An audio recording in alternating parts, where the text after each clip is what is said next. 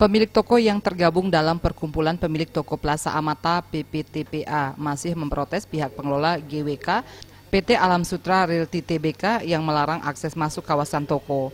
Bahkan para pemilik toko berencana membawa kasus ini ke ranah hukum. Menyikapi hal ini, tokoh masyarakat Kuta Selatan Made Sujana berharap kedua belah pihak duduk bersama untuk mencari solusi, bukan membawanya ke ranah hukum. Jika polemik ini terus berlanjut, kedua belah pihak akan dirugikan.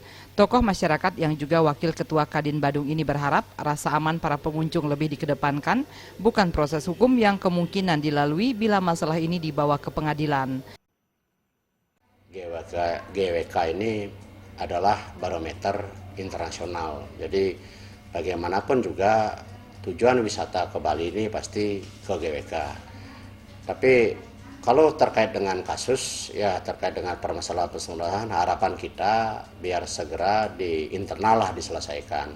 Jadi jangan sampai ke media dan efek layar terhadap itu juga terkait dengan satu, masalah tenaga kerja, kedua masalah juga kunjungan wisata, ketiga image Bali juga.